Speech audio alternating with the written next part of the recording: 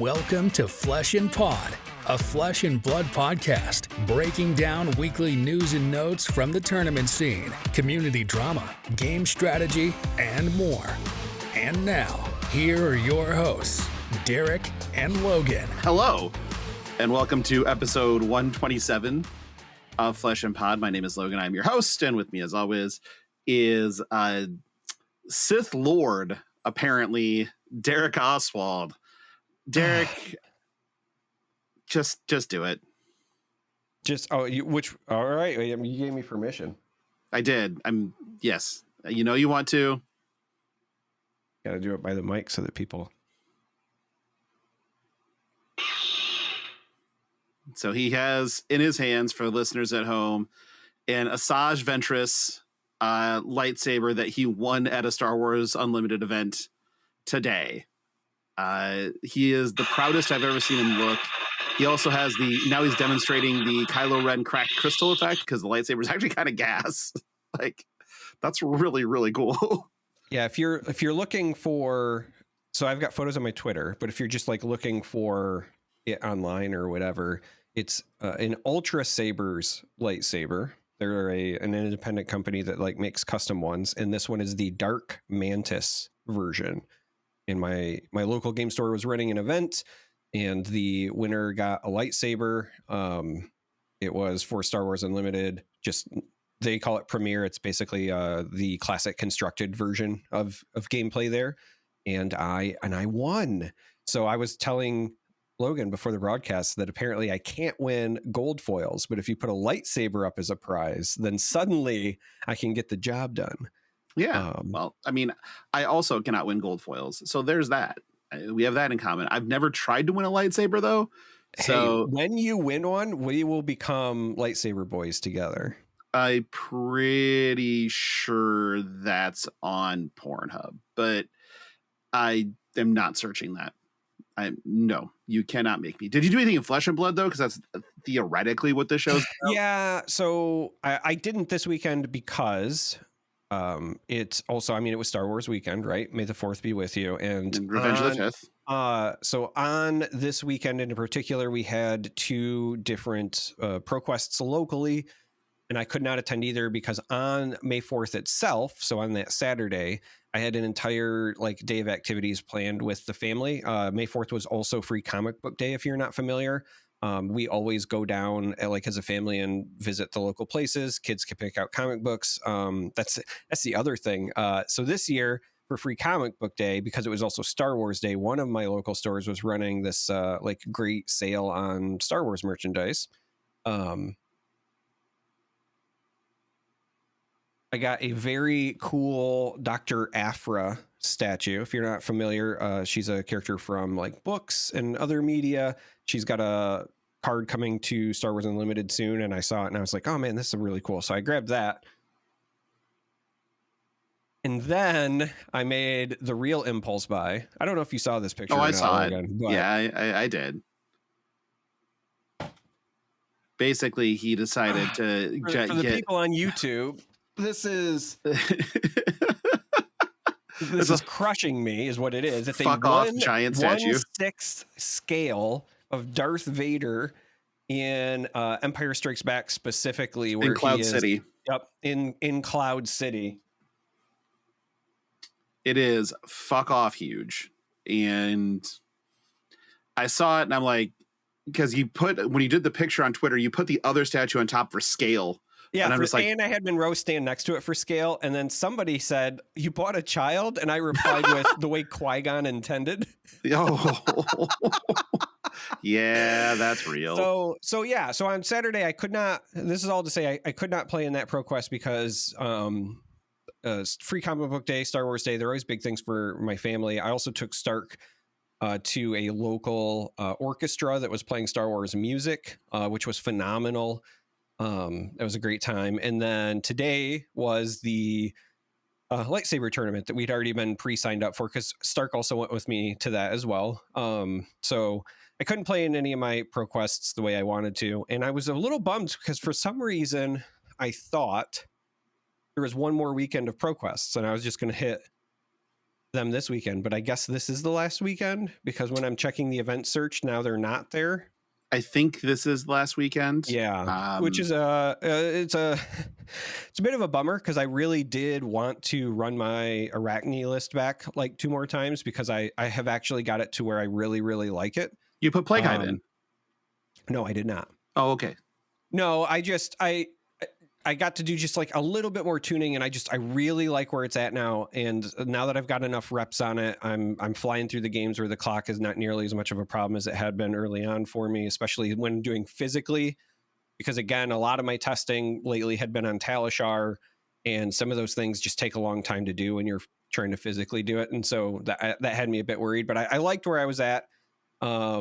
So it's unfortunate. I really wanted to run it back, but I didn't get to do anything this week because I had all those family things going. So now I got to start looking for more upcoming events that I can go flex a bit at.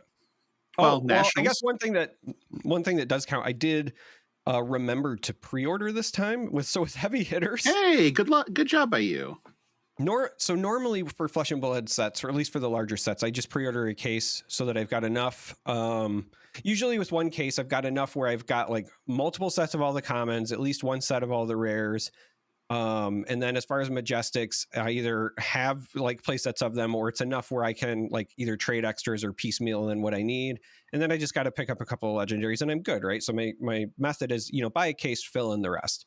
Whatever reason with heavy hitters, like I thought I pre-ordered one. Like I remember mentally going through everything, and I remember being angry because it was another one of those ones where I think Star City got like a special promo if you ordered with them, and I was complaining like, I don't want to order with them. I love going through my LGS because I want to support them, blah blah blah. And then I just didn't order any, I guess. So like I actually need a ton of heavy hitters bulk still. Oh, now. I've got you covered if you need it. Yeah, I do need it. Like so much so that at one point when I was like, all right, I want to like revamp my Bravo list, I was like, I don't have these like common blue block 3s from this because everything I've opened from heavy has strictly been sealed in drafts. Like I've just not opened any. So I did pre-order my case of Path of Mistveil. So I guess that counts as Flesh and Blood activity for this week. Yeah. I found a concealed blade on my desk. I think that's about as close as I came to Flesh and Blood this week. And the only reason I found it is because I was setting up. So like my Dreamcast was going through the monitor speakers that it's hooked up to, and it's just not good enough. And so I bought some bookshelf speakers that I was hooking them up, but to get to the behind everything, to hook everything up, I'm like, ooh, piece of candy, stack of cards. Hey, a concealed blade and like a couple of cold foils. Nice. But I also, if we're talking about that, I did order. I found a reasonable price on a cold foil Graven Call. That was nice. Because again, I haven't opened any heavy, and so that was the thing I really needed out of this set. Because I already had my play set of Course of Tendencies, because I bought those like a long time ago. But as I try to stay on top of having all my assassin equipment in cold foil, I did pick that up, so that was nice. The other thing that I guess I did, which is not really of note or whatever, but I confirmed that place locally that's running the Star Wars events that is currently in a tiny space but is moving to a bigger one, and they're going to have like a broadcast thing and whatever, Hoplite Games in Lansing, if you're familiar. Confirmed with them that they are definitely moving forward with Flesh and Blood. So like they are cool. They've already ordered stuff for Path of Mistveil. They're taking pre-orders on that. They've already filled out everything so they can start running armories. So are they officially a show sponsor yet? Not yet. I mean, if you're listening, Rick, because this is a free ad otherwise, and you know how I feel about free ads. I know. But the reason I mention it, while it does sound like a free ad, the reason I mention it is I always say that the best compliment that I ever get for anything I do content related ever is when people say, hey, I started playing this game because of you, right? Because then that means like I got to spread something I love out. And the fact that like this might be the first time where I'm helping a store get it off the ground. Not that I haven't helped stores do things in the past, but usually they're like already involved. So like this is them going to be taking their foray into Flesh and Blood. And so that's kind of why I wanted to mention it. Because if you are in the area when they do start running events, like it would mean a lot if you came out, just because I think having more stores pick up the game and start the game and promote the game is really important. And I don't know. It just makes me happy that I can be a part of that. No, it makes sense. And I also feel like if people start playing the game because of you, or if nothing else, like the things that you do have helped them learn the game, that's great. It's exactly what this podcast doesn't do. But the end goal of what we've achieved for people with this show is what I wanted in the first place, which was I want people to feel like they have a spot where they can get away for 90 minutes a day and listen to two fucking idiots just banter about whatever. And so that's what I'm here to be, as a fucking idiot. And that's why I needed speakers for my Dreamcast so I could play Seaman better. Because there's nothing better than a tadpole with Leonard Nimoy's voice talking shit to you. And you have to have good sound for that shit talking. And if nobody knows what this game is, let me tell you. It is a game for the Dreamcast here. I'll for our video people. So you see this little microphone on the Dreamcast controller here? Yeah. So the game is effectively an overworked Tamagotchi. And you drop an egg into an aquarium, and then it hatches into a tadpole, and then eventually it learns how to talk. And you use the microphone to have conversations with this fucking thing, and it will eventually kind of start to learn your mannerisms a bit and be able to like carry on a little bit of a conversation. And it can be a fucking asshole. And it's so much fun. It's a dick of a tadpole, but eventually it grows into a frogman that lives in the aquarium. Or dies if you just don't keep your aquarium at the correct temperatures and oxygen levels. But wait, so you can like Neopets it and just you 100% can Neopets it and let it die. Yeah, that's actually okay. Now you've got me hooked. This game is the sauce. Mainly because it is just so weird. It's so beyond the pale of weird. The fact that they ever released this in the United States is still just so confusing to me. But the Dreamcast did that with a lot of things that were just like never done before and super fucking strange. And this is just on that same level of what the fuck is this? And yeah, it was chasing down a complete copy was kind of a pain in the ass, and because like the microphone sponge and having the microphone working with the expansion, it's all a thing. But yeah, so I was busy today reorganizing my desk so that I could get better speakers so I could hear Leonard Nimoy call me a piece of shit better. That was my entire day. Not exactly. I did go to like a tulip festival. I did nothing in Flesh and Blood. Like literally just I touched the cards. That's about as far as I got. And a lot of it has to do with life. Like, so I'm thank God I'm not going anywhere anytime soon because I get to catch up on shit a little bit. I feel like I'm just behind on everything. And some of that is just because I've been traveling my ass off. Like I've been going pretty much nonstop since the beginning of the year. And now the month of May, I'm not hopping on any airplanes or going anywhere. And then comes the month of June where I'm at Origins and I'm at Nats, but I'm not flying to any of those. Like, so I don't have to hop on an airplane, but I am going to be gone. And then July is, I don't know yet. Like there's a bunch of different stuff that could be happening. And then August is Gen Con, Camp Green Tree, yada, yada, yada. And I'm like, I don't even want to look at September. Like it just blows my mind. And then October is Osaka. So it's a fucking lot, let me tell you. But I do enjoy it. So I guess there's that. But I need the time to catch up right now. And so I stayed home, went to a tulip festival with my wife, went to a wedding reception, went to a retro video game thing today, which I'm looking for a couple of extra, like there's like 3 AAA Dreamcast titles that I don't own, and finding them at a reasonable price is a giant pain in the ass. I have burned copies because I have a launch day Dreamcast, which can play burned games. They fucked that up. But I just want the real copies. So if anybody has a line for me on like Marvel vs. Capcom 2 English Dreamcast and Marvel vs. Capcom 1, which isn't too expensive, honestly, and like Power Stone 2. It's funny you're mentioning that because one of the things Stark was trying to get me to buy recently was a Marvel vs. Capcom like home arcade, because they have those companies that can make them, and he wanted one for the basement.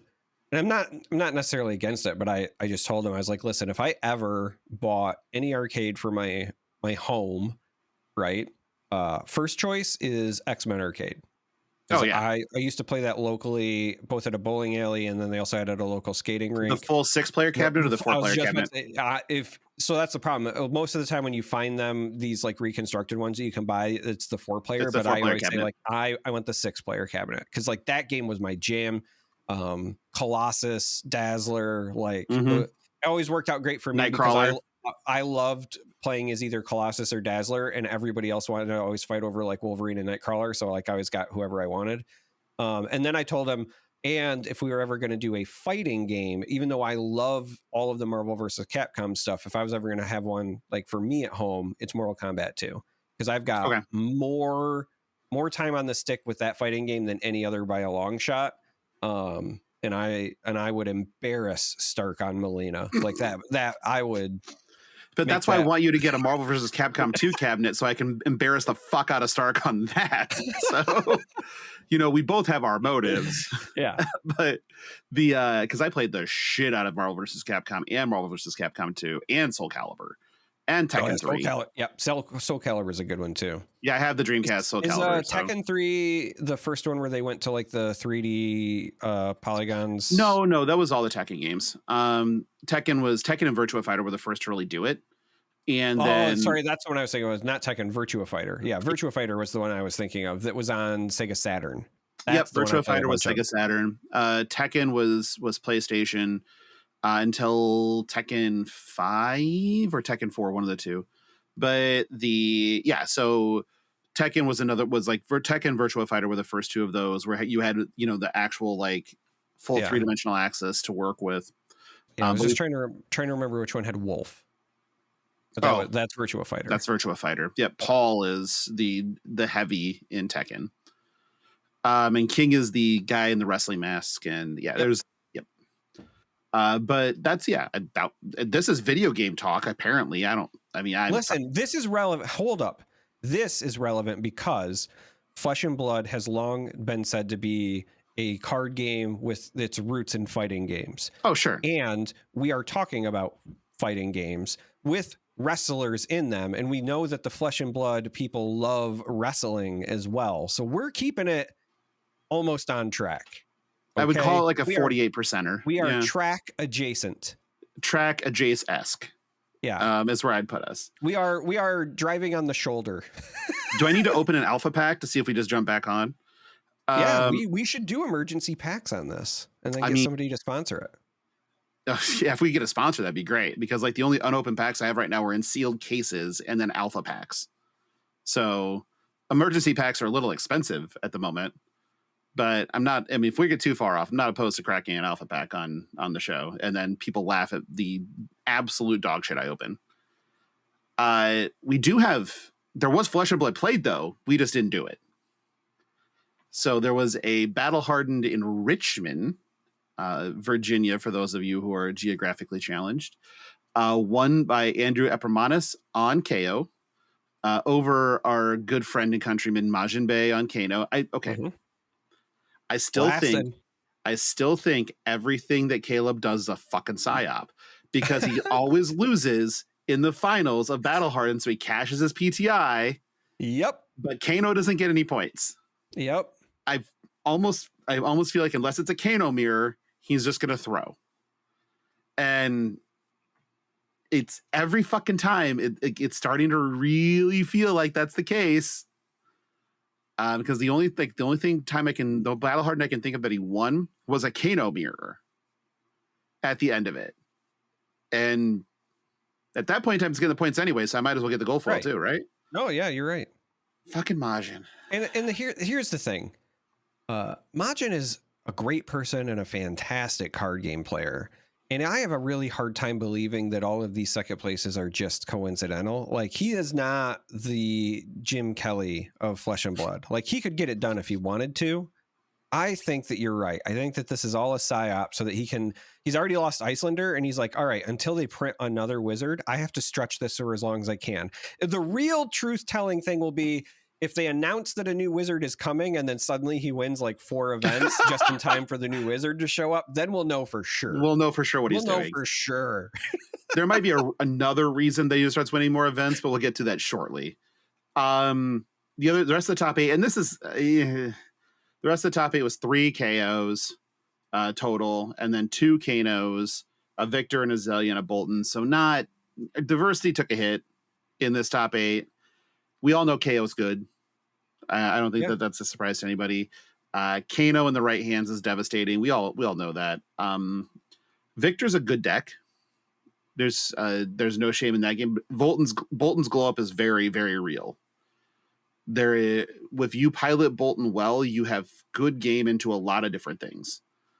So I'm not too surprised to see Boltyn show up either. But KO yet again, trying to speedrun the Living Legend board like he's Starvo or some shit, which he's not. That's the fucked up thing. Yes, it's a very good deck, very consistent, very high amounts of damage. All those things are true, but it's beatable. So seeing a bunch of KOs winning is just like, okay. There was also a ProQuest Plus, which is Charmer's favorite branding of all time, the ProQuest Plus. The plus is for extra, if you didn't know. This one was won by Julian Sniffen on Kano. So Kano to get points, much to Majin's chagrin, I'm sure. The rest of that top 8 was 2 KOs, an Uzuri, a Hatchet Dory, a Prism, and a Zillia and a Boltyn. So a little different, but still multiple KOs involved. What do you think of where we're trending right now heading towards US Nats and Part the Misfail?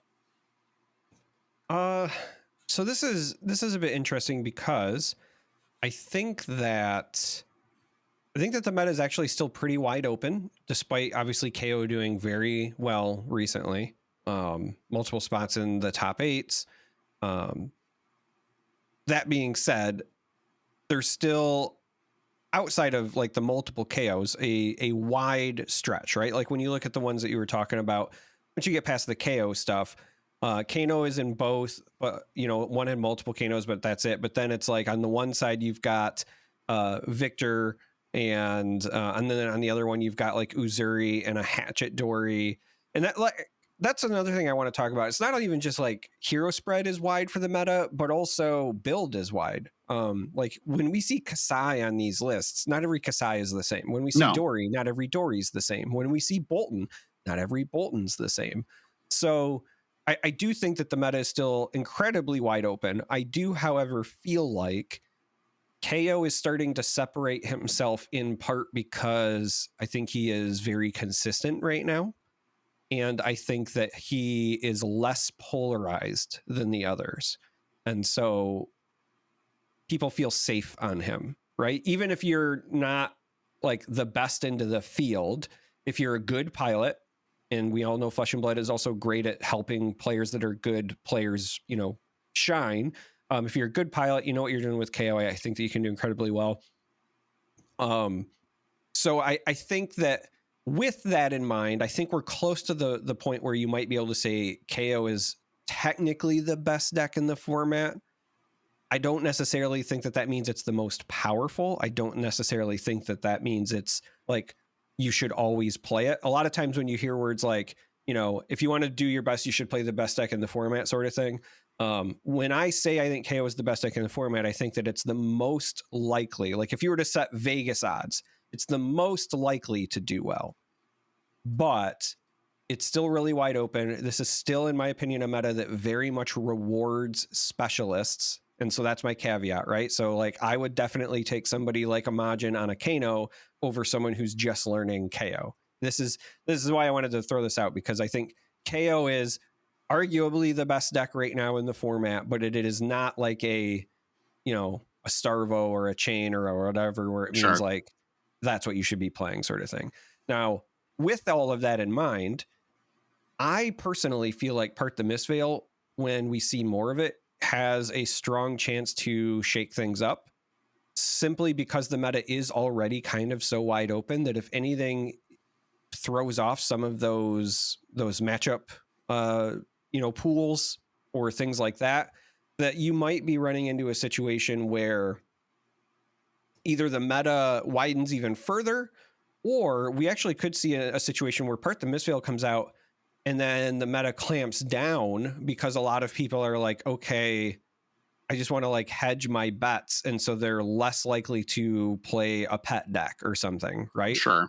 I think it could go either way, but I truly feel like based on what we're starting to see as we get a bigger picture, because a lot of the stuff that we were trickled out or given as far as early spoiler season goes, it's been just kind of showing you the breadcrumbs for how the chi mechanic was going to work, right? But we're now starting to hit the point in spoiler season where we're seeing a little bit more of like, okay, what does that mean? And even just with some of these early reveals, I know that things are going to be wildly different now. And I know that we have it in our notes here to talk about some of the cards. And so I'll touch a bit more on that when we get to that point. But I think that we are heading into a very interesting place going forward for Flesh and Blood based on what I've seen revealed this week. Yeah, I think you're right. Looking at some of these where looking at the direction that they want to take things is a lot on choice, I think, is what this is going to come down to, is that we're about to see a bigger rewards in deck building, I think, than we have in the past. And it's all been based, not all, but a lot of it has been based on pilot with a core conceit, and you then work from that point with a few alterations here and there. And even like you hear about a pilot that just goes, yeah, my list was bad, so I was only X1. And it's like, great.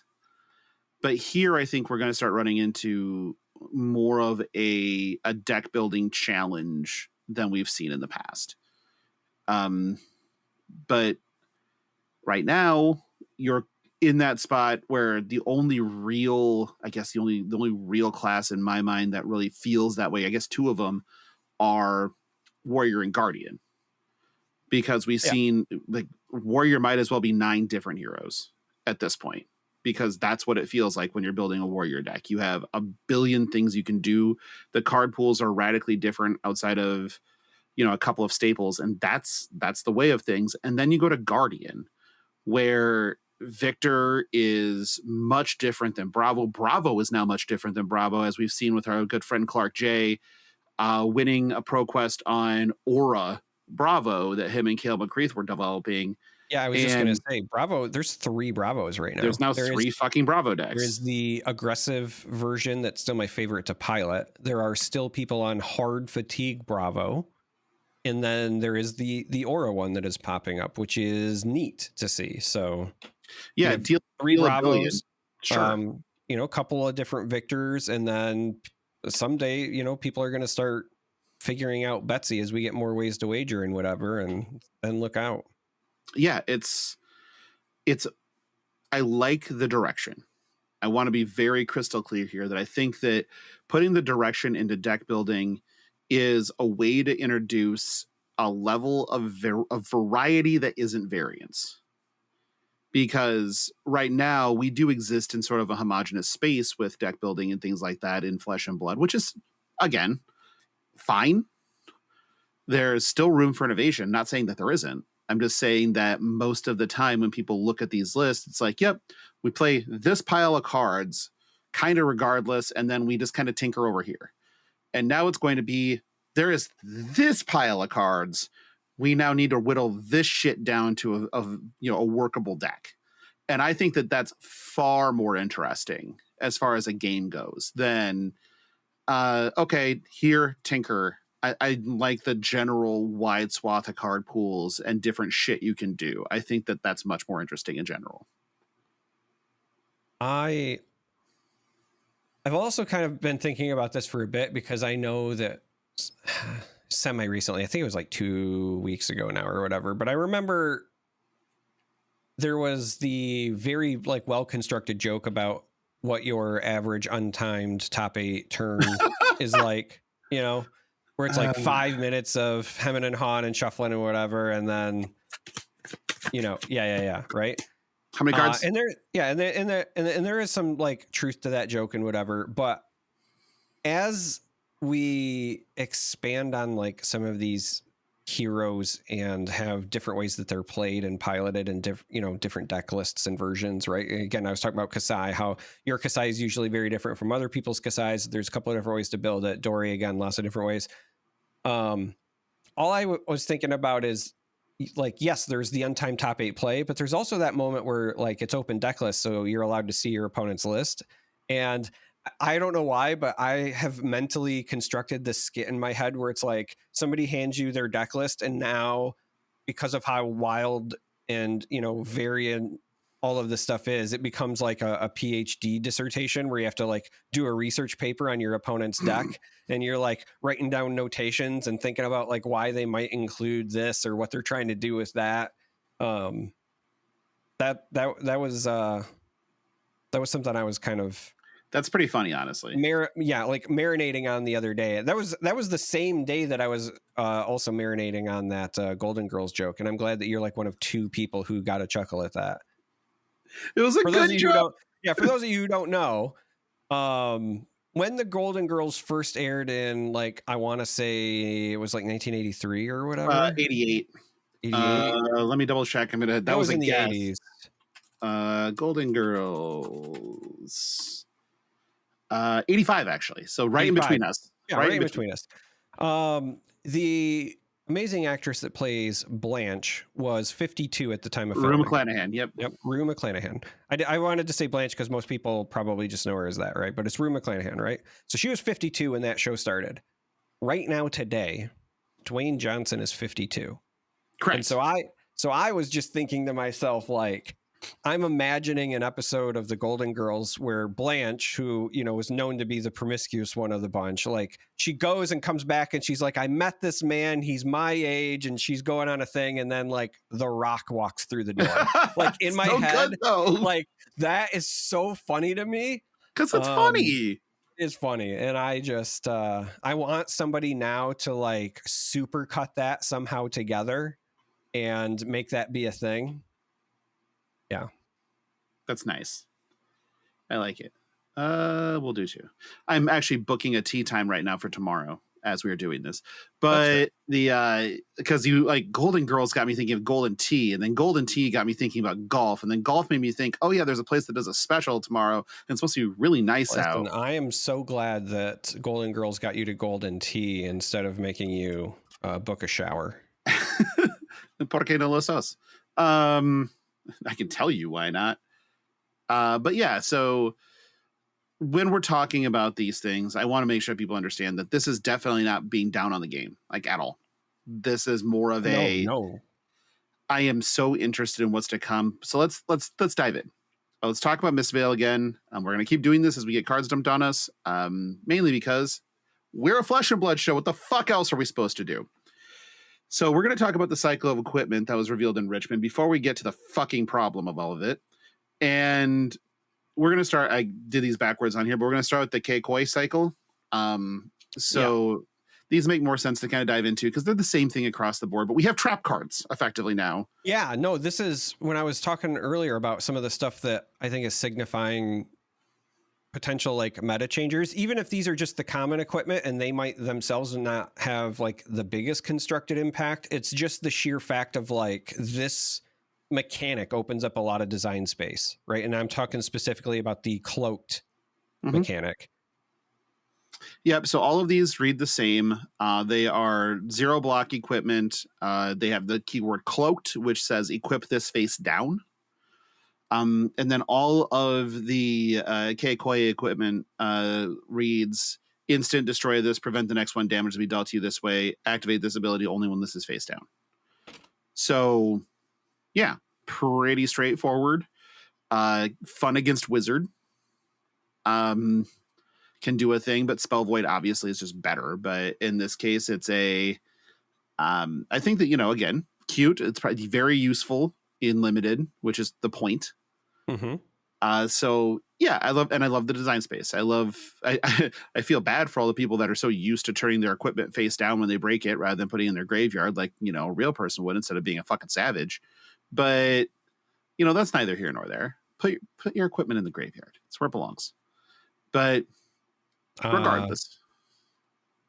So I don't I tend to put mine in a second pile next to my graveyard, like just to the side. But that's because it's identifiable as your graveyard because you put them in like Yeah, snap cases yeah. or whatever. Sure, Well, that's no, it's fine. not. It's actually mine is actually not in snap cases. I put mine in my Findell's tunic sleeves so that like the tunic sleeves are my equipment, right? That's my mental. But I do it because I don't want to have to dig through my discard pile every time I get something back with silver. Like I have a Oh, very sure. specific reason why I have not That's been fine. doing it lately.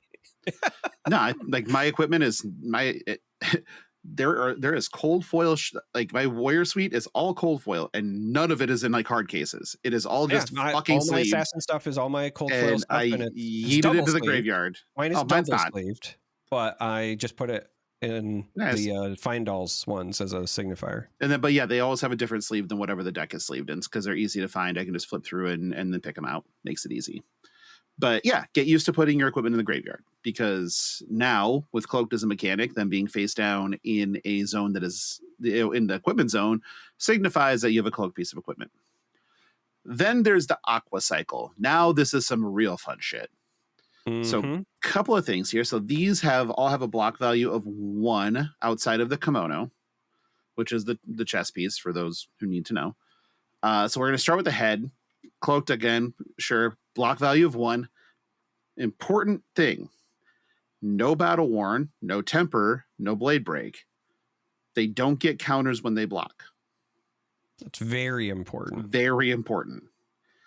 So the headpiece is turn this face up, draw a card as a 3 blue pitch, turn this face up, draw a card, and they all have at the start of your turn, destroy this. Again, very important. The waves of Aquamarine are the arms. This one is 1 red pitch, turn this face up, target attack gets +1 as an attack reaction. Same text otherwise. And it's attack, so that's weapons as well. Weapons count too. Again, very important. The Aqua Laps are the legs, these are fantastic. Where these are turn face up, target attack gets go again. So it's Snapdragon Scalers, but it costs you 1. However, also has 1 block on the other side of it. Also, does not say once per turn on No, any you of can these. keep going. None of this says once per turn. It becomes like with the laps, right? Like you have to pay 1 extra, but like you could for theory here, if you've got as an assassin player, you're 0 for 4 contracts, right? Like you're playing the new Mystic Assassin. It is worth noting these are Mystic equipment, so you have to play one of the new ones, right? But if you're on new, but you're also playing contracts for whatever, you could play your 0 for 4, pitch a blue, give it, go again, play another 0 for 4, use one of your blue to give that go again, right? Like your 1 blue turns into just chaining your 0 for 4s into go again just off this 1 common equipment. Like this is very good, really good common equipment. Yeah. This kind of feels like it's probably the like if you're trying to break these down, this one's the new card. The waves, the arms are the ninja card, and then the headpiece is the draw card is the illusionist card. Like if you're trying to like break these down, they're not, like they all are playable. Yeah. But if you're trying to ascribe a value, then there's the kimono. Yeah, this is something. This one doesn't have a block value. So again, Mystic Equipment chest, cloaked, it's the same shit. While this is equipped face down at the start of your turn, if you have exactly 1 life, you may turn this face up. When this is turned face up, destroy it, search your deck for an inner chi, reveal it, put it into your hand, then shuffle. So this will blow up and then go get you 1 of your inner chi. So that now, theoretically, if you can live at 1 health, you're going to have 4 cards plus arsenal plus another card in hand to try to recover and win the game. It's kind of an in case of fire break glass, but you could probably play to this point. So this becomes a really interesting end game card because at some points, somebody's just like, take it. And you're like, okay, you go to 1. Oh no. That is probably very bad. Yeah. And made worse by the fact they can, okay, start a turn. I'm at 1, flip this, go get my thing, and then have a giant hand plus an arsenal to just wax you with. Yeah. So again, just to put this together, this is like you obviously you don't have your tunic through the rest of the game, but this is like if you stored all your tunic like activations for just one big use when you're at 1, right? Because you're essentially going to get 3 value out of this, and it's going to be chi as well. So all of your stuff that you need to pay for, that's potentially there. This one is very interesting to me just in general, but I feel like this one has the potential to just be like really good in limited, or maybe even blitz, where your health totals are lower, so you're also more likely to like fast track turning it on for a big splash play. And then also because of the compressed life totals of like blitz or limited, you're more likely to have your swing turn like result in a victory, right? To turn it around. It's a very much like a risk reward thing, but I think in those formats where you're starting at like 20 health, this has a lot of potential. I honestly just really like all of the, for lack of a better term, I'm going to call this the water set, right? Because it's Aqua Lapse, Aqua Seeing, Waves of Aqua, and then Koi Blessed, but Koi are in the water, right? They're so fish, you can call yeah. it Aqua or water, or whatever. All of them are very, very useful. Now, here's the thing that I just want to highlight, and why I think that even if we don't get it this set, just like the design space that this opens up could change the way we think about Flesh and Blood for a long time. One, I love that they went ahead and in common slots, no less, printed at least 2 cycles of equipment that are face down.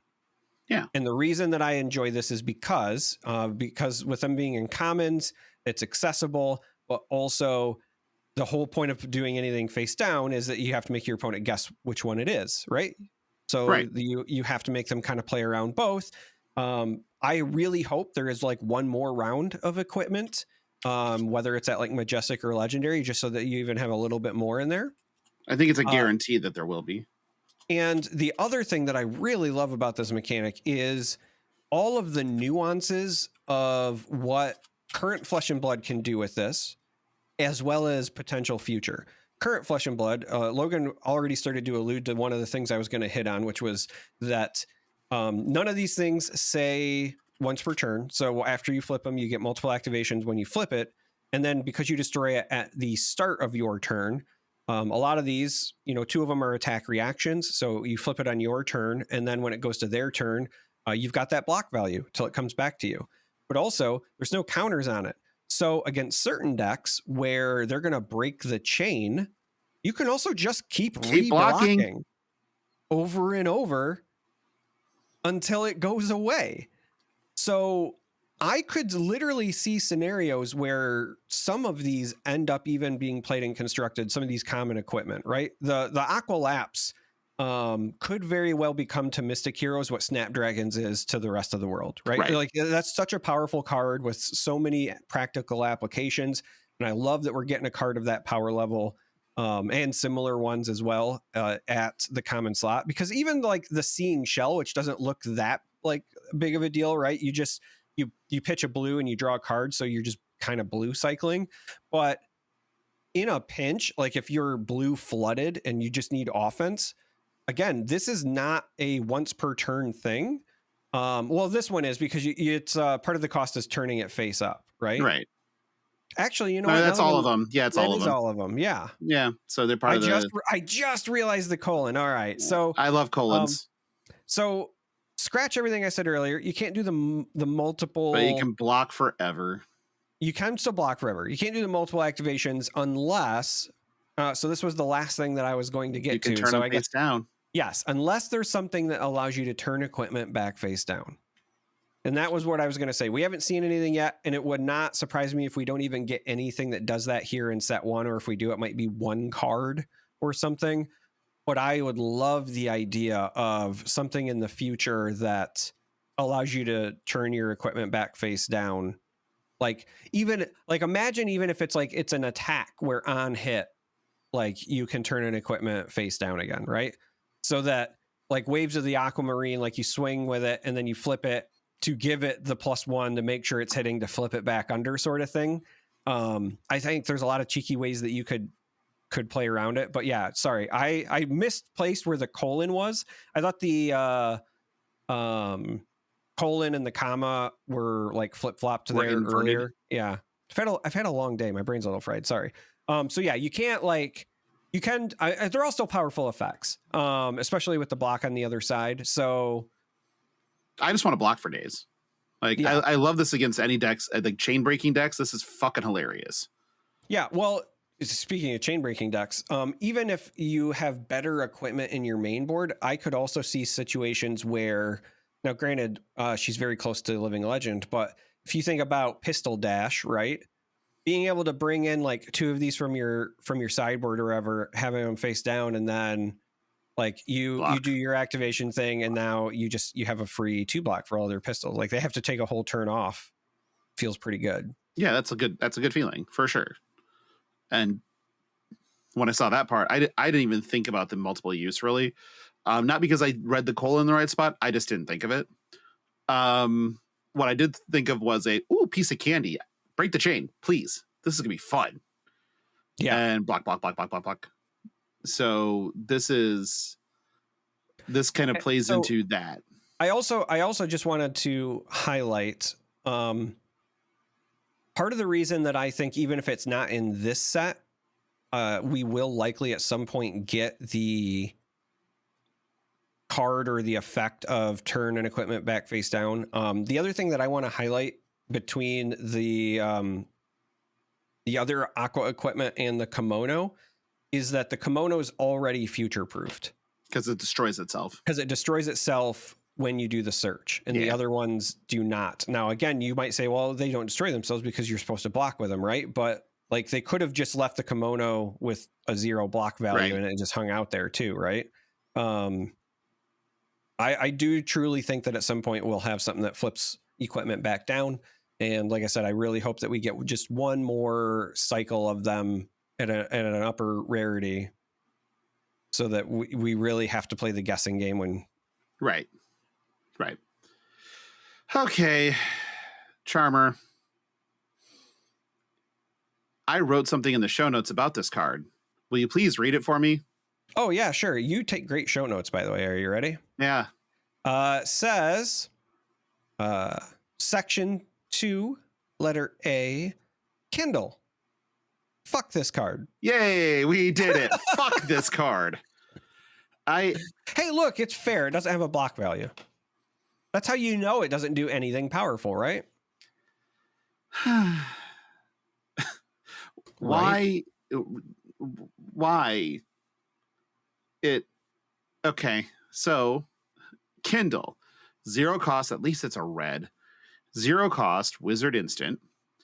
Amp 1, which is the next time you would deal arcane damage this turn, instead deal that much +1. This happens before prevention effects, so they keyworded that finally. If you have no cards in hand, draw a card.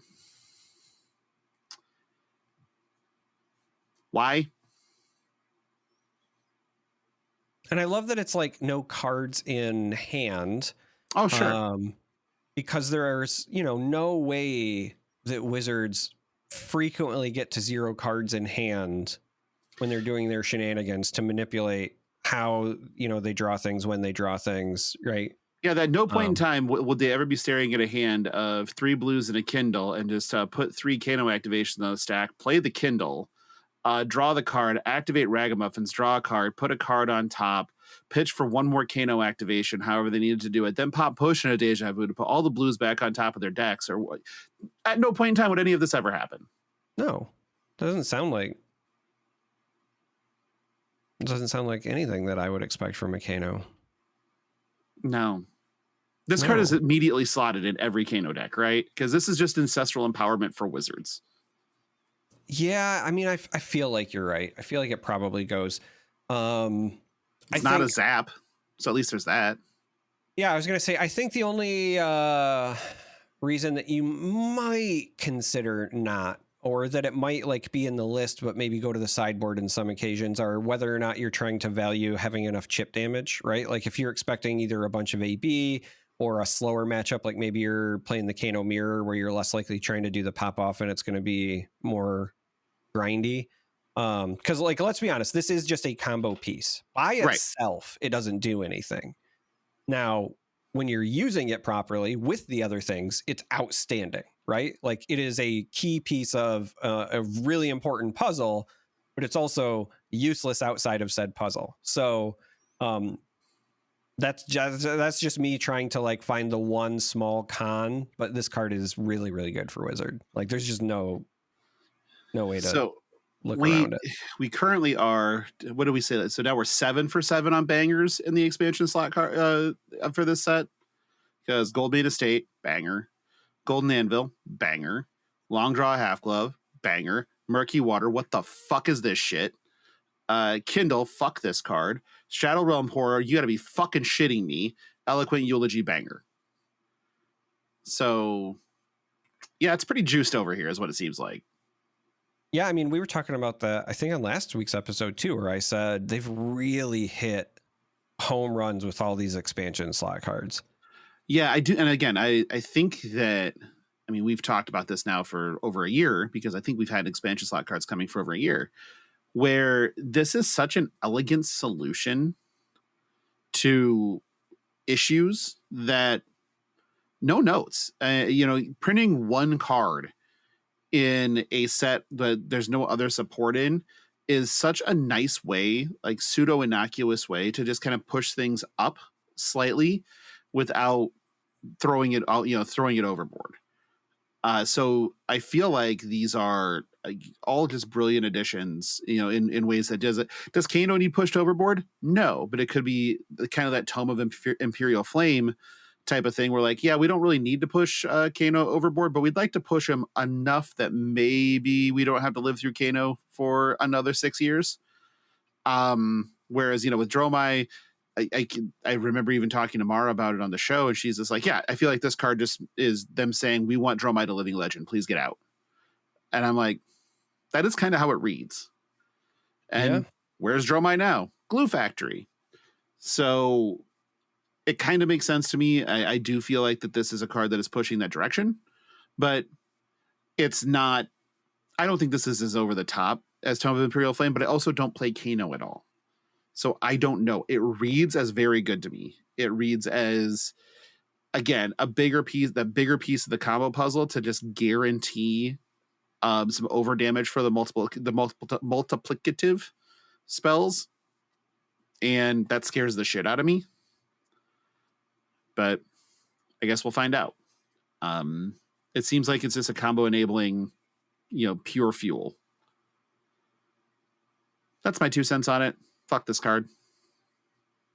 About it. Moving on, a couple last other news and notes. We're back to Armory deck news because sure, why wouldn't we? First part, we're back. We're going to talk again about the KO deck briefly. So, which one is it? It's either not good enough or it's way too good. So the not good enough was the Rabbles discussion last week when the deck list came out, and now this week we're hearing about places where they were bought out because they were bought out and nobody can find them. Well, if they're so bad, why were they bought out? And everybody's like, oh, it's just because of the 4 cards that people need out of there. It's like, okay, so that means that they were, had adequate amounts of power sitting in the deck for value, and you're complaining how about there's not $40 of value. Now you're complaining that you can't find them at $40. Which one is it? And I'm going to go a step further, which is further reiterate what we were saying last week. If there was even more value in it than what already is when they're being sold out and now potentially made available for more than the MSRP, then they would have sold out even faster and they would be even more expensive. Correct. Again, see Ratcatcher deck. Like, that's what I was trying to say last week, is that you don't want, I know it sounds dumb, but like, you don't want for a new player product there to be something so enticing that just everyone turns it into a must buy, because then it's not there for the new players. Right. I was actually thinking about this a lot this week because I saw more of the discourse pop back and forth. I know last week's episode I said like maybe I was just lucky and I haven't seen any of it, and then of course your luck turned. Yeah. The machines that listen to us when they say they're not listening to us was like, oh well, let me put it in your feed then. So I got to see some, and I was doing a lot of thinking about it, and I was also seeing some of the stuff that Carol from LSS had been posting, just trying to I'm not going to say like rebut things, but just provide an additional perspective about like why they made some of the decisions they made. And I honestly really found that helpful because it had things that I hadn't even thought of. And I'd like to think that I'd considered a lot of things from the new player perspective, but one of the complaints that folks had, for example, was, they could have at least put in some Blood Rush bellows or whatever. But then Carol came back and said, well, one of the things that we were trying to do was make sure that this deck had 0 bricks, because as a new player, that could potentially be an unfun experience. So like, yes, we know Blood Rush bellows is a really powerful card, obviously, but we wanted to make sure that there was a lot of blues in the deck, so you could always play your cards and still feel good about it. And we also don't want you to have any bricks in there because, yeah, like they give you that top end, but new players might not know how to like mitigate that as much, or they might like have something go wrong and be like, this is dumb. Even though we know it's not dumb, right? Again, you have to think from the new player perspective. If you don't understand something and then you do it and then it ends up awful for you, you're like, I don't get it or whatever, right? I think many of us, even when we think of new players, I think the problem is a lot of times people think of a new player as a new player who's coming from other card games and they've probably been playing for 10 years. Not a true new player. Right. You have to remember a new player product isn't designed for your, 15-year Magic veteran who's picking up Flesh and Blood for the first time. A true new player product is meant for a new player, right? I should be able to, if it's a good armory deck, for example, I should be able to teach my son Stark the basics of the game, hand him that, and then have him go. So I did appreciate some of the stuff that Carol was adding, but I just wanted to reiterate, one, you don't want to have too much value because we're already seeing what's happening despite everyone saying there is no value. And I also still feel like personally there's decent stuff in the deck. I think that for lack of a better term, the poor man's CNC is actually still a quality card. The equipment is decent, etc. The other problem that I had, the more I thought about it, the more I was marinating on it, trying to consider other perspectives, is on the one hand, I do understand what some players are saying by saying, hey, there's a lot of stuff on the secondary market that's currently cheap, and you could build a good chunk of this deck or arguably build a better deck for the same price or cheaper, right? That was some of the arguments that I saw. And I have 2 problems with that. The first is, like, yes, you could, but all we've been hearing for like 2 years is that there's not any good new player products. And we could have done this, but no stores are doing that. So just because something can be done doesn't mean it is being done. And if there's a demonstrated long period of time of not enough people doing it, then like, I don't buy that as an argument anymore. Right. I'm sorry. Right. Like, yeah, theoretically I could probably go on TCG Player and, figure out some list for exactly $40 that might, I think, in my personal opinion, maybe be better or whatever. But stores aren't doing that and assembling that and then packaging it for their players. And it's not an easy marketable thing. And they don't like, yes, could it be done? Sure, but it doesn't exist. And we've all been crying for a new player product. So the other thing is when you start doing things like considering, hey, we're going to put this product in because like right now on the secondary market, it's, it would be fine to include, 3 copies of this, staple $5 card, let's say. The problem is that it's only $5 right now. The entire point of secondary markets is that they're a secondary market. The prices fluctuate. And we've all seen times where cards have been like $40 and then they've been $5 and then they were back to $40, right? Like I bought my Storm Striders for $40, right? I bought, I didn't even buy. I traded an Enlightened Strike from Unlimited non-foil for my Skullbone Cross Wrap. Like at one point, I bought my Eye of Ophidia for $115 because prices fluctuate. Similarly, like what's, I'm curious. We're going to do this live real quick. TCG Player, there's a card that I want to know what the price of is in Flesh and Blood. Snatch. Snatch is currently, not Snatch. Quarter? Snag? Yeah. Snag. Yep. Sorry. That was the one I was thinking of. Snag. 76 cents. 76 cents is the current listing, right? That's the current listing for the Majestic from Crucible of War. Now, why am I mentioning this? Well, because I remember a time when this was $40. Yep, because it was supposed to be the way you could beat Jane. It was supposed to be the way that you beat Chain. Everyone was freaking out. And it wasn't like, oh, that spiked for a weekend. It was like $40 for like 6 months. No, it held for a while. So my point is that there are always wild fluctuations on secondary markets, which is why they're secondary. And so just because something is cheap now or accessible now, it does not mean that will always be the case. And so that should not factor in for you when you are developing products as a publisher, right? Like LSS wants to preserve their secondary market. They want to do things that are player friendly in those regards. But when it comes to like, hey, deciding what cards go in this, you probably don't factor too much into that, like outside of like legendaries and whatever, right? When it's based on a rarity or that's one thing. But I just, I don't know. I've been thinking about it. I don't think that you base it on that. And I really liked some of Carol's answers, and I stand by all of the ones that I gave last week about if you put too much value in it, then your target audience doesn't end up with it. And if you don't put enough value in it, then your other people like freak out, but it's not meant for them.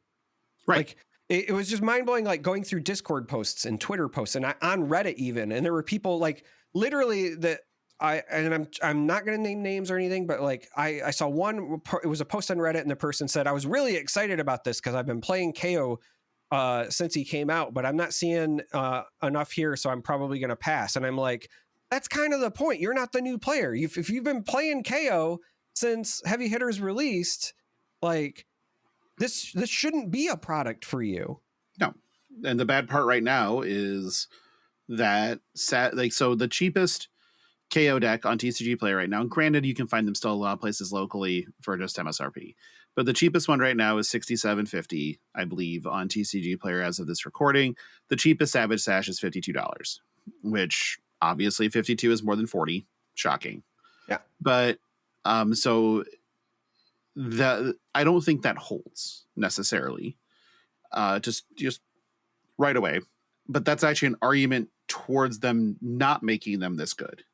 Not the other way around. Say, even if it does hold, then both things that we've heard argued can't be true. It's either like it's not worth it.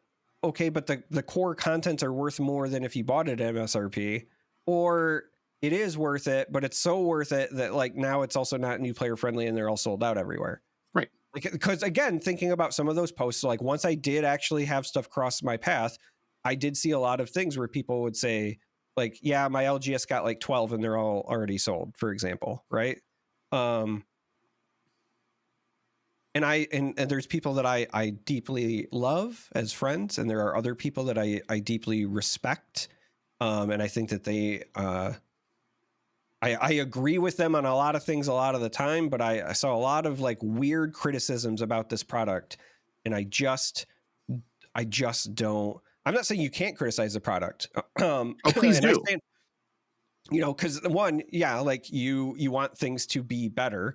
And I do understand. So like one of the responses that Carol had given was that they didn't want to overcomplicate things for a brand new player, because several people also mentioned the same thing I mentioned last week, which is like, no arcane barrier. Now I stand by my, like, if it's a brand new player, if somebody comes in there like, hey, I want to learn the game, I'm going to buy this and play, I would say your local store or your local players should be able to say, like, here's some Null Rune in case, right? You run like, into I would it. even dare say, you know what? Because we're talking about armories, right? We're not talking about a battle hard or whatever. We're talking about armories. I'm going to just go out on notice and call you Kano motherfuckers out, right? Majin, Peter, this is for you. Their commons carry a set of Null Rune with you. And if somebody sits across from you with a goddamn armory KO deck, you hand them the set of Null Rune. Hand them to them. Say like, look, this didn't come in the thing, but I play a weird hero. You're going to want to consider using some of these, give them a brief explainer, and then just have at it, right? Because like the whole point again is to help. Yeah, like you're still going to blast them like in that scenario, but you're doing the right thing. You're helping somebody in the community, and you're helping to address like the one shortfall that, again, I'm a firm believer of. Like, I understand why they didn't put it in the product, and again, some of the stuff Carol was saying was not things that I had considered, but also the other side of the coin is, if we all want to be good stewards of the community and we see somebody buy a KO deck and want to play it in Armory, and somebody has AB, or like an arcane hero, like just give them the fucking AB. Just ship him the AB. Right? We're not saying like you hand them your legendaries with AB or whatever. We're saying like you hand them the common Null Runes, dude. Give him some Null Rune. Be fine. That's me on my soapbox for this week. All right. Well, we're going to move on and talk about that. The next Armory deck is Boltyn, which is interesting for a number of reasons. One, as a new player experience, I'm not sure that Boltyn makes the most sense, but all right. I agree with you, because I think he's a very awkward hero to pilot. However, and maybe this is also just my own experience here locally, but for whatever reason, when a lot of new players are like picking up the game and you're just looking at heroes from the artistic aesthetic, if you will, a lot of people are drawn to Boltyn. Like a shocking number of people I know here in the greater Michigan area, even if they're not still on him, started with Boltyn, because I think there's something attractive to like that paladin archetype, and he's like the closest thing that we really have to like that paladin archetype. And so I don't think in terms of gameplay experience, he is a very welcoming new player thing, but it does seem to be one of those things where there's very often new player interest in him. And so like, that's hard, that's true, like line to ride. So they did give us 2 cards already that are new. So first we got some new Light Warrior legs, Warpath of Winged Grace. It's a 2 defense blade break piece. When this defends, you may charge your hero's soul. It's pretty good already.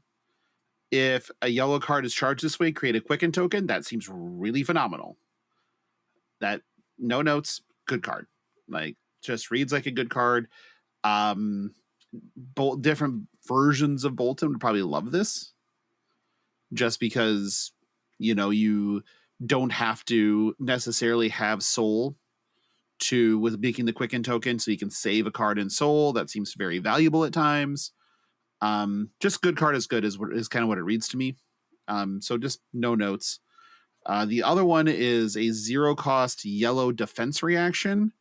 Light Warrior defense reaction, blocks 3. As an additional cost to play this, you may charge your hero's soul. Stop me if you've heard that one before. If you've charged this turn, target attack gets -2 power. So it's effectively a block 5. That's very good.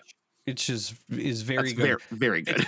And like, I'd like to go a step further. It's effectively a block 5, but there are not necessarily a ton, right? But there are a number of effects in the game that care about either the exact value of your attack or whether or not it's like greater than its base even. Right. So if somebody does something where like they give something +1 so that it meets greater than base conditions, and then you're like, actually it's not, even if it's not a true block 5, like turning that stuff off sometimes is also super relevant. Like I like Saving Grace quite a bit. No, I think this is very good. I think both these cards are very good, and I'm interested to see the discourse again. It'll be fun. I did also see quite a bit of, and this kind of goes back to KO for a second. I did see a lot of people making the comment of, well, they made an Armory deck for a hero that's speedrunning the Living Legend board. Yeah, they did. And again, that deck was already in the can long before KO was being a fucking scourge in CC. So, right. Again, they didn't probably think that KO was going to be, racing the charts. But, and they could always do the Magic the Gathering shtick of when Stoneforge Mystic was banned. They said, okay, this card is banned, except it is in a precon. If you play the precon unaltered, you can play the card. Sure. That means you don't get to add Null Rune to your Armory deck KO if you want to try to play it in a tournament. But so anyway, I started blasting. I just started blasting. But no, I just think that this is, again, this is giving us a very easy eye into the direction that they're going to take these Armory decks. There's going to be one piece of equipment that is something that the class wants. There's probably going to be one majestic that's something that the class wants. And then the rest will be filled out with cards everybody already owns. Like obviously it's reductive. It's cards that you'd expect people to own. What are you looking at? We got some live spoilers, live updates while we're recording for once. Again? Yes. And shit. I need to talk about okay. Like this one's going over. We're gonna pick up sorry, like I actually know what something does. All right, if we're gonna go okay, I need you to stop. I need you to stop for a second. Just take a breath, please. Because God, we had a lot to talk about all of a sudden. Yeah, we do. Oh my God, the art on these are so good. Yeah, this is pretty incredible. Not gonna lie.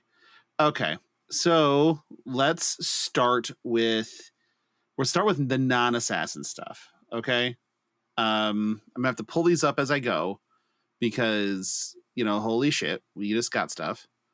There's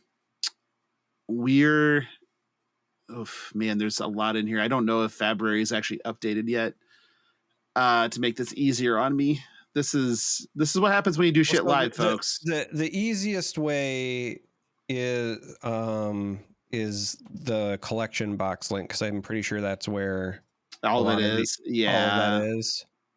You want me to link that to you? No, I got it. It's in the spoilers channel, thankfully. Okay, so we're gonna start with we're gonna skip new because you're gonna want to spend a lot of time on that. And we're gonna go to Enigma first. So okay. So first we get Cosmo, Scroll of Ancestral Tapestry. This is your weapon. So during your turn, auras you control with ward are weapons with power equal to their ward, which is okay. And once per turn action, one red attack. Fuck you. Your aura attacks with one or more +1 counters on the get-go again. God fucking damn it. Why Luminaris again? Well, the good news is you have to work a little bit harder just because you have to give them the... Oh yeah, you have to use the ability of the hero. You are correct. Or use... I mean, there are other effects that can give things counters, but I think the existing ones so far are all for light illusionists specifically. Yeah, okay. Truths Retold. Cloaked, Mystic Illusionist Head. Instant, turn this face up. Put an aura from your graveyard on the bottom of your deck.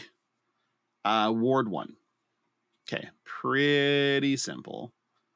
Heirloom of the Rabbit Hole. So, fuck this thing. Mystic Equipment Chest. Illusionist Equipment Chest. Well, this is equipped face down at the start of your turn. If you have exactly 1 health, stop if you heard this before, you may turn this face up. Ward 4. And then Uphold Tradition is turn this face up, put a +1 counter on an aura you control with ward 1. Great. There's just so many cards here. I'm not going to go through every single one of them and see if I can pick and choose a little bit. I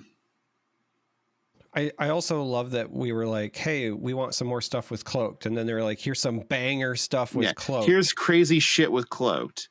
Astral Etchings is put a +1 counter on target aura with ward you control. If you control a Spectral Shield, you may play this as though it were an instant. Cute. And it's a blue block 3. And it's a blue block 3. Your Spectral Manifestations is a red 2-cost. Create a Spectral Shield token. If you control no other illusionist auras, put 3 +1/+1 counters on it. Go again. Is Single-Minded Determination new?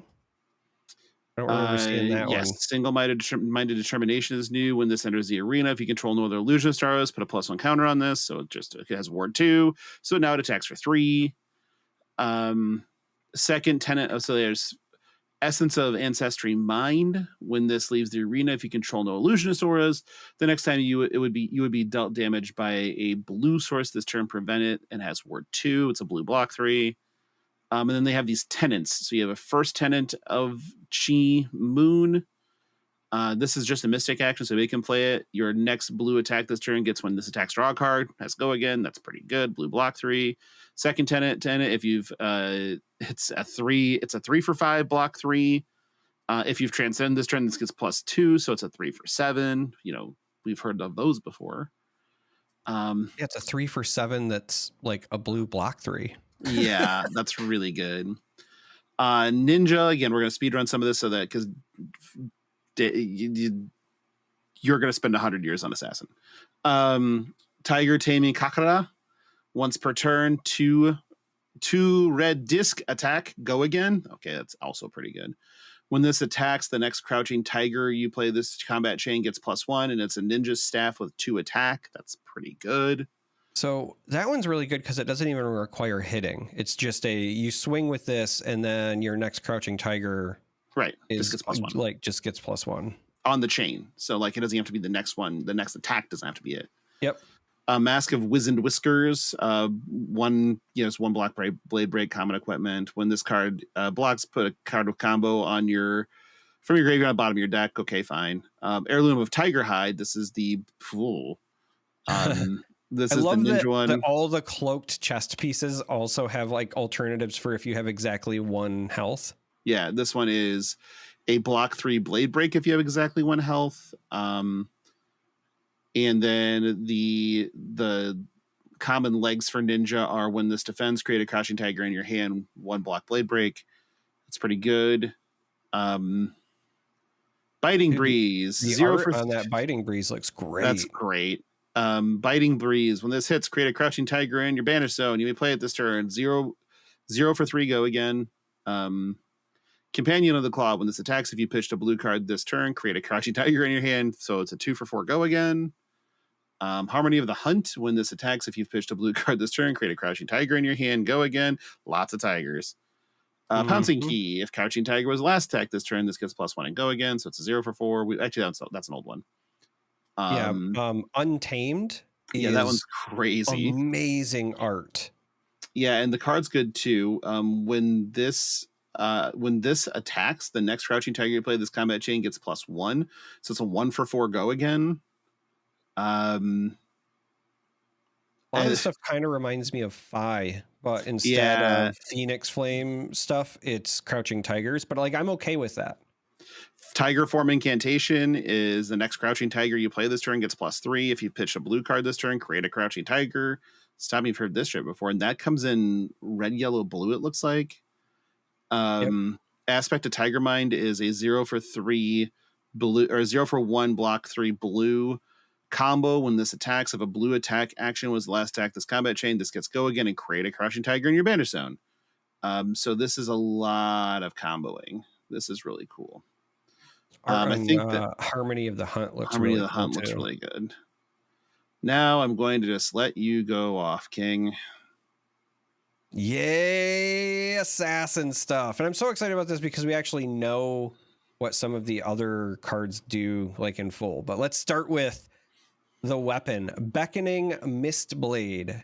So once per turn action, pay 2 red discs, you attack, and it has go again. It swings for 1 damage because, of course, it's an assassin dagger, so it's going to swing for 1. When this hits, your next blue attack this turn gets +1 attack and go again. Now, it's a 1-handed dagger, so you can run 2 of these.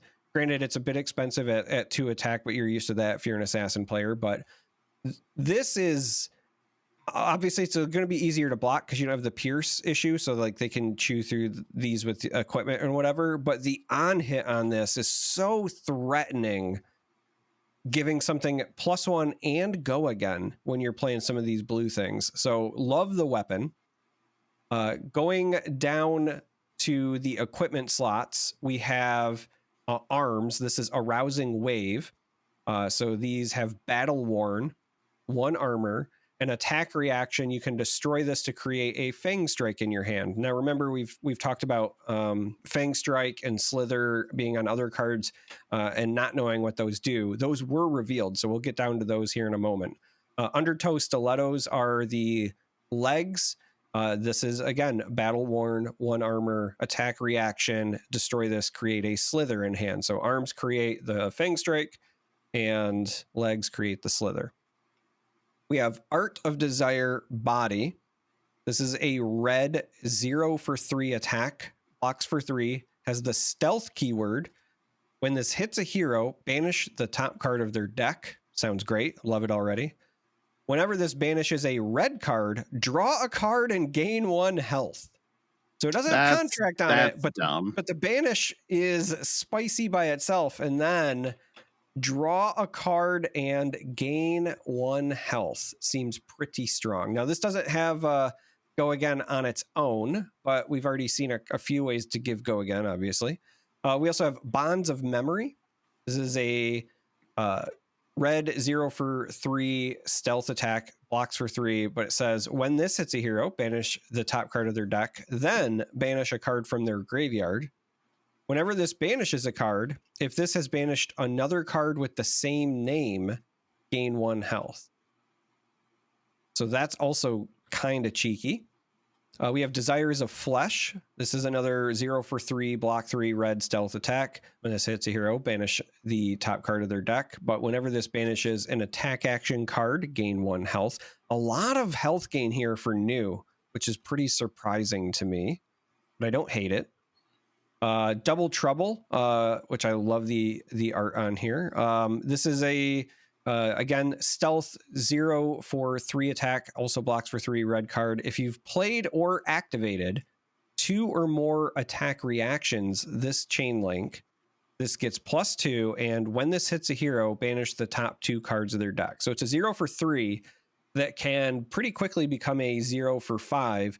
Now, it also is important to note that this is simply that you have to have played or activated 2 or more attack reactions, and if you're in Assassin, you have so much equipment usually just on hand where you could just turn this on if you wanted, not even counting the attack reactions you're actually playing. And with all these stealth cards, the spikes will likely be making a comeback, right? So your spikes with Blood Rot, spike with Inertia. Really, hey, did you notice this is the same artist as Conceal Blade? Well, yeah, because Double Trouble is Iswardi, right? Right. Yeah. it's the same artist as Conceal Blade. Yeah. Impulsive Desire, again, 0. Red pitch, 0, 3 attack, 3 block, stealth. When this hits a hero, banish top card of their deck. Whenever this banishes a reaction or instant, you gain 1 health. Mind's Desire, again, same template. Red pitch, 0, 3, 3, stealth. When this hits a hero, banish the top card of their deck, but when this banishes a non-attack action card, gain 1 health. So again, a lot of health gain stuff there. Real quick, I want to highlight some other things. First is Hiss, and then we'll actually we'll do Hiss and we'll do Venomous Bite, and then we'll talk about Fang Strike and Slither. Yeah. So Hiss, and this is a cycle. So there are red, yellows, blues, but the red one is red pitch, costs 1. It is a Mystic Assassin attack reaction, blocks for 3, and it says target assassin or Mystic attack action card gets +3 attack. And if you've pitched a blue card this turn, create a Slither in your hand. Venomous Bite is the exact same thing, except for it creates a Fang Strike in hand. So again, we have things that create Slithers or Fang Strikes. We haven't seen what they do yet. So let's talk about it. These are ephemeral, so they can't start your game in the deck. If they would be put into the graveyard, remove them. So again, think like Crouching Tigers. Fang Strike is a 0 cost Mystic Assassin attack reaction that says target attack action card gets +1 attack. Slither is a Mystic Assassin attack reaction that says target attack action card gets Go Again. And so that Go Again is going to be really important, I think, for a lot of these, 0 for 3 stealths with additional stuff.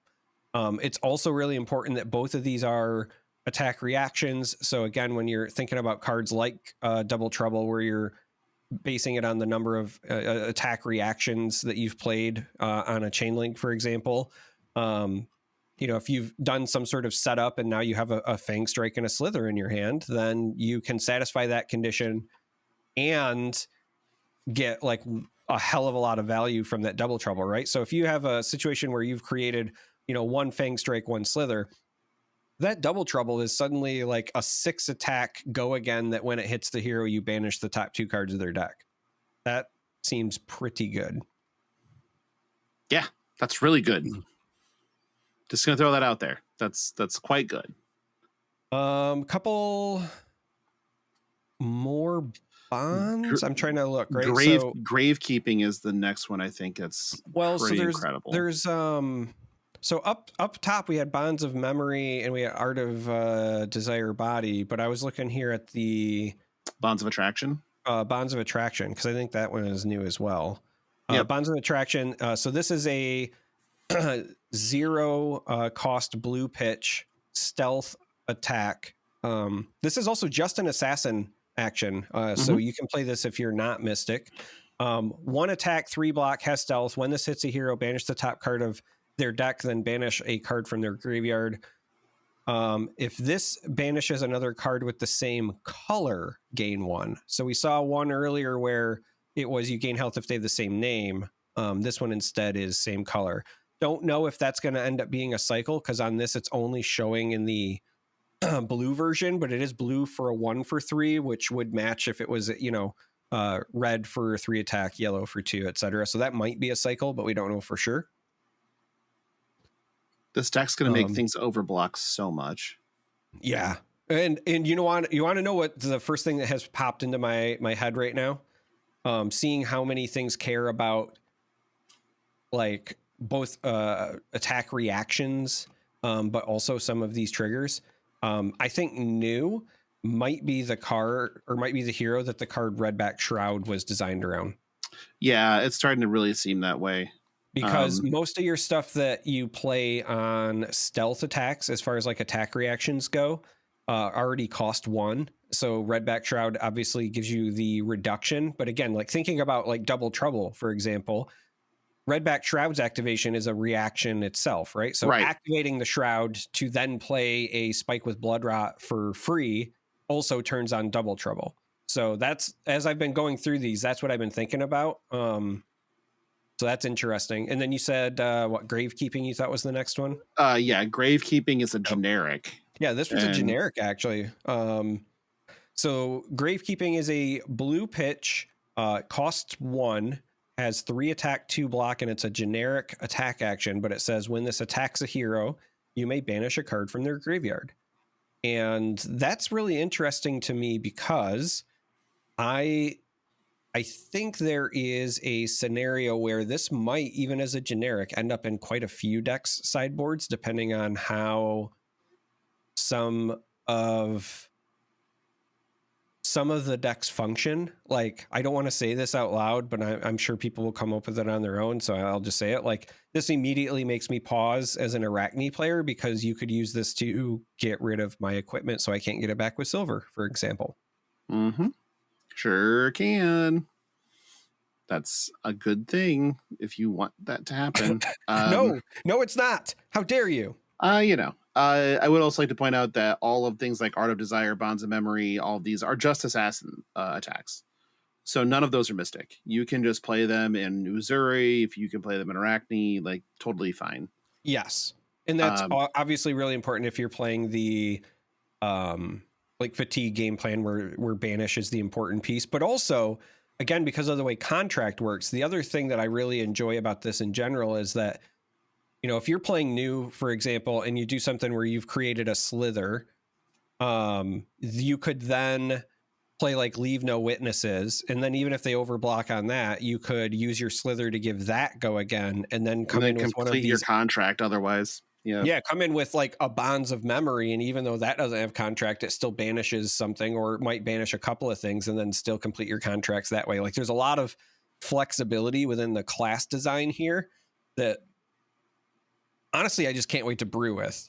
I really like a lot of what I'm seeing here.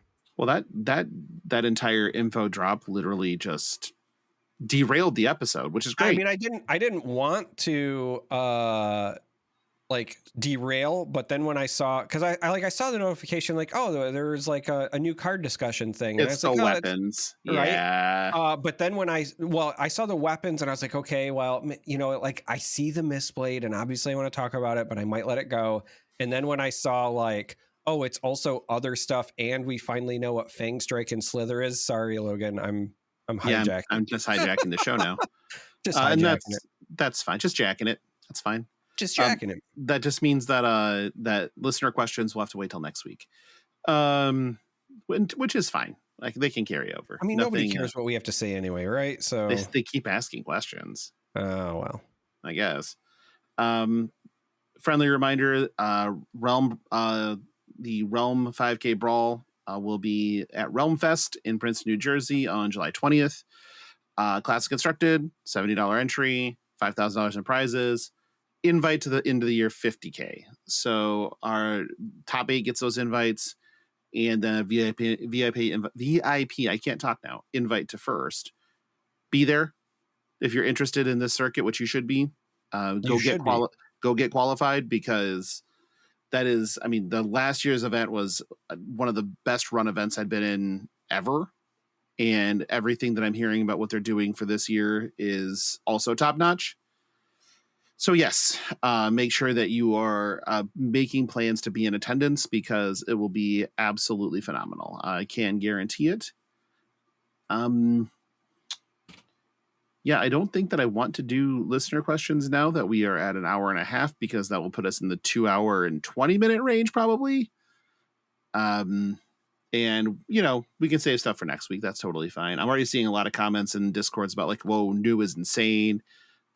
Seeing comments about people like going, okay, Enigma's fucking busted, which honestly, Zen, like, obviously I'm an assassin guy, so all the new stuff had me super intrigued, but Zen gained a lot of ground for me because, like I said, it's kind of reminding me of Phi in the way that works, but I don't think that's a bad thing. And the fact that his seems to be not as weaved, like the biggest and I don't even think it's a problem, but the biggest issue I had when I was piloting Phi was that his turns kind of write themselves, because they like so many things count the number of draconic chain links, and so it's like, well, I have to play this one first, and then this one is live, and then I've played the third, so I can do my free Phoenix Flame, and then you know what I mean, like you could write an algorithm to play Phi.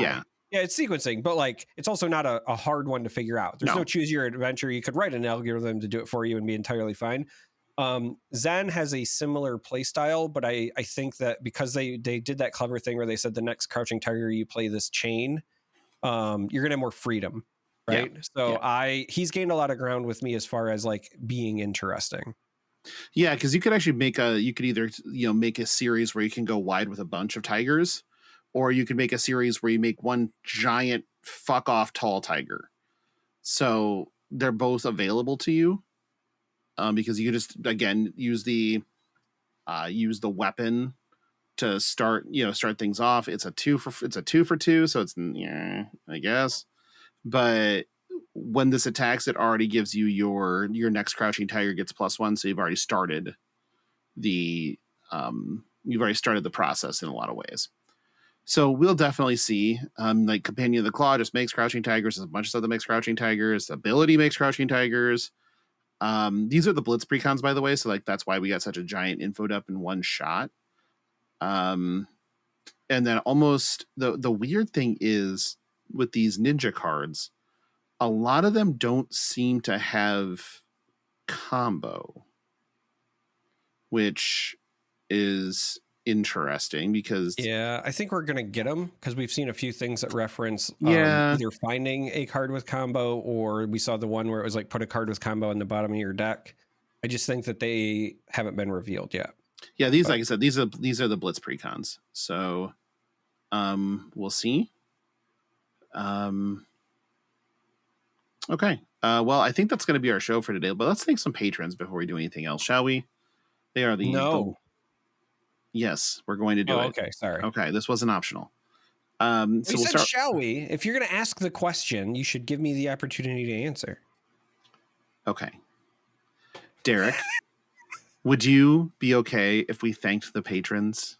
Yeah, I don't even know why you're asking me, dude. Just do it. Motherfucker. I love you. Yeah, I love you too. Let's start with our associate producers. We have Andy, Sindra, Donnie K, Jacob, Kenny, Larry, and the Salty Sea Cat. Our executive producer on up, we have Alex, Blaze Storm, value member of the Patreon. Dom, how did a cat get in there? She's actually been trapped in here since when my wife was in here before we started recording. I guess Jupiter snuck in here and was hiding. And then at about half an hour ago, she got angry and was at the door wanting to be out, but she has to wait till we're done. So hey Jupiter, hey Jupiter, hey Jupiter, hey Jupiter, hey Jupiter. Lance good thrust. You got thrusted, Jupiter. Matt Tutokes, Poxonus, Trevor, Papa Mike, Philip, Rich, and Sunny. If you're interested in being a member of our Patreon, you can go to patreon.com/fleshandpod. Link is in the show notes. We have some tiers. Pick one, I guess. I don't know. Paid will get you into the FAP After Dark party, which happens monthly-ish. I think we're going to be doing one this week. So eyes open if you're in the Patreon or if you're interested to get signed up so you can join in with myself and Greg and Bryn and sometimes Charmer to be just absolute fucking nonsense. I might be playing Seaman the whole time. So, there's that. I'll just point my microphone at the speakers so you can hear it. Leonard Nimoy talk shit to me. If you need to contact the show, you can send us an email at fleshandpod@gmail.com. You can find us on Twitter at fleshpod. Best thing you can do is just join our Discord. Link is in the show notes. Just click on it. You don't need to be part of the Patreon or anything else. Just come hang out, and you'll see people talking shit about whatever. Happens a lot. Charmer, where can they find you? You can find me talking shit about whatever. I guess that happens a lot. In the Discord. Yeah. Yeah, that sounds about right. Actually, I'm so proud of my wife. Real quick, when we were having dinner before our Star Wars orchestra thing, there was some weird like pickled item on a menu at this place, and she literally looked at it and she went, "Hey, this reminds me of Elaine." And I was like, "Oh, she gets it. She understands." So you can find me in our Discord, in the Flesh and Pod Discord, which is free to join, by the way. You do not have to be a member of the Patreon, though I encourage you to do so. You can just join the Discord, see what we're up to, and you can see me posting about pickle stuff sometimes, or posting in Grooves with Genus about the Iowa national anthem, well, state anthem. I guess Iowa might be a nationality. I don't know. Sometimes I really hope not. I would like to move out and repatriate if that's on Twitter. I'm at that Charmer. It's spelled Charm3R though, because I'm edgy, and also because numbers and names win games. Linked.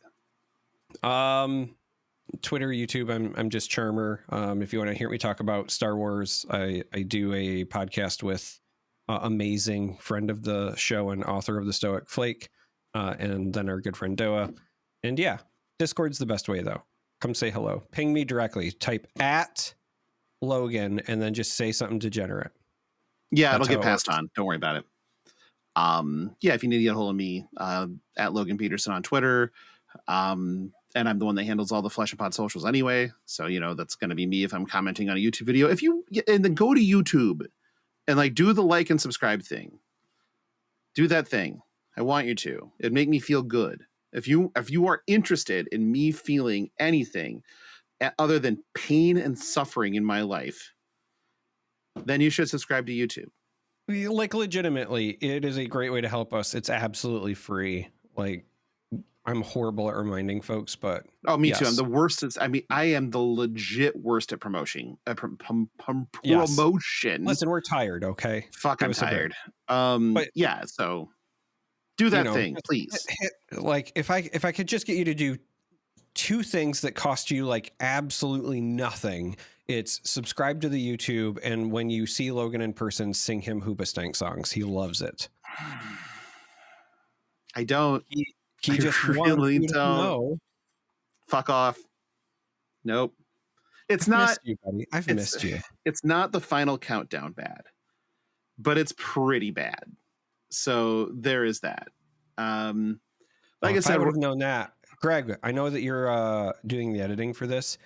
Your job is to now make a mashup of Hoobastank with the final countdown. Like, I need you. I don't care if you have to use the soulless hate machine of AI to make it happen. Whatever. Just I need final countdown mashed up with a Hoobastank song. Okay, I'm leaving now. Maybe for good. I want you do. The reason is you.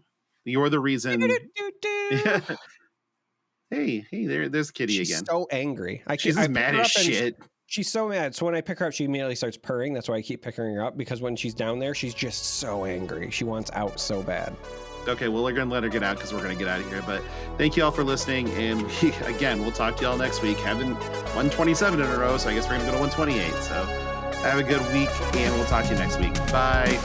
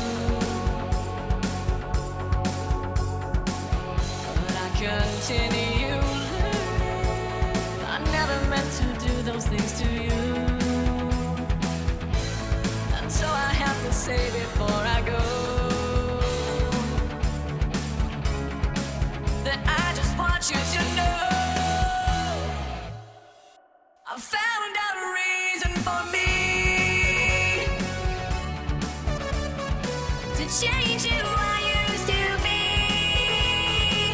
a reason to start over new,